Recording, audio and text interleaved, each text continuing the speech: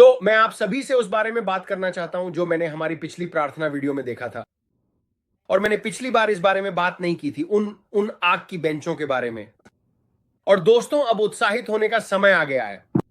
वह महिमामयी कलीसिया जिसमें कोई दाग या शिकन नहीं है। मैं आपको बता रहा हूं, मैंने लकड़ी की बेंचें देखी और यह वही चर्च था जो प्रभु ने मुझे दिखाया था। घंटा घर में, घंटा घरों में, याद है? उसने कहा, मैं आखिरी बार बुला रहा हूं एक। और मैंने देखा कि घंटियां बजने लगी। एक आखिरी चेतावनी, एक आखिरी बुलावा। फिर से उसने उसने मुझे यह बार बार दिखाया है। लेकिन इस बार मैंने वही चर्च देखा और मैं चर्च के आर पार देख सकता था। और जब मैं इस खूबसूरत चर्च को देख रहा था, ये फिर से एक पुराने देश में था। ये एक पुराना पेंटेकोस्टल चर्च था जो देश में, यानी ग्रामीण ग्रामीण इलाके में था। और मैं देख सकता था, वहां मंच था और उसके पीछे एक आग का आदमी खड़ा था। फिर मैंने बेंचों की ओर देखा और वे पुराने लकड़ी के ओक से बनी बेंचें थीं। और मैं देख सकता था कि हर बेंच पर अलग अलग आग की लपटें थीं जो विशाल आग के गोले जैसी दिख रही थीं। लेकिन वे बच्चों के लिए छोटी थीं और बड़ों के लिए बड़ी थीं। और जब मैंने इस चर्च के अंदर देखा तो बेंचें आग से भरी हुई थीं, लेकिन हर एक आग अलग अलग थी।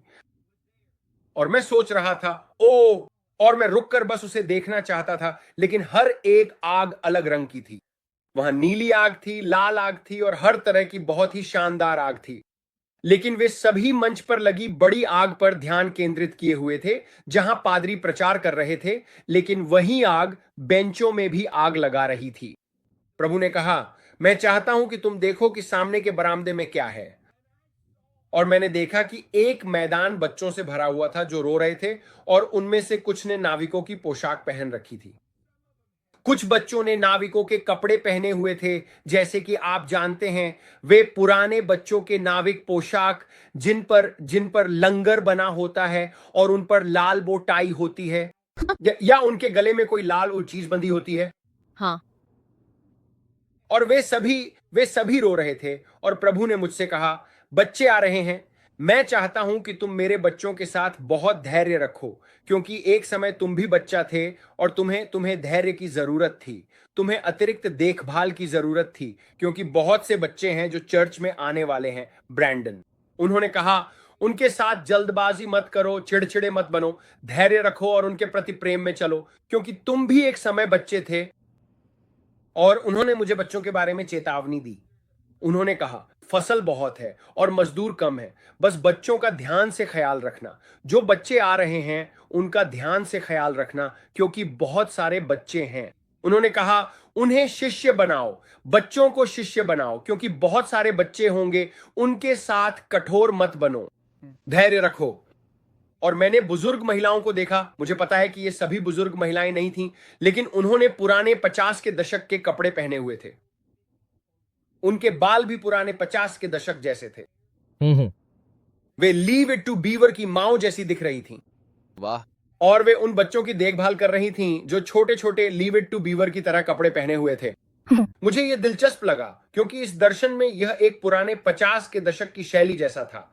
लेकिन मैंने देखा कि उनके बाल भी वही पुराने 50 के दशक के थे, पुराने 50 के दशक के कपड़ों के साथ। और वे इन बच्चों को बाहर प्यार दे रही थीं, और वे माताओं जैसी थीं।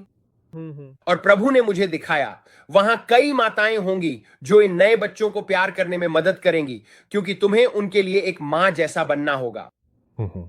और मैंने देखा कि आत्मिक माताएं उठ रही हैं, आत्मिक अभिभावक इन बच्चों की देखभाल करने के लिए, क्योंकि तुम्हें एक लीव इट टू बीवर जैसी मां की जरूरत है, और उन्हें पोषित, एक पोषक मां। ये ऐसा है जैसे, यही एकमात्र मुझे दिलचस्प लगा, क्योंकि वही 50 के दशक की मां, जैसे कि लीव इट टू, खैर आप जानते हैं पुराने वॉली और लीव इट टू बीवर जैसे लोग, या आप जानते हैं जैसे मुझे नहीं पता, वे पुराने 50 के दशक के शो। लेकिन यह अद्भुत है, क्योंकि प्रभु ने मुझे यही दिखाया कि हमें हमें इन बच्चों की देखभाल करनी है और उन्हें शिष्य बनाना है। तो यह उस दर्शन का हिस्सा था जो मैंने देखा। और बाहर तूफान चल रहा था, बच्चे रो रहे थे और भगवान ने कहा, उन्हें अंदर लाओ और बस उन पर प्यार बरसाओ।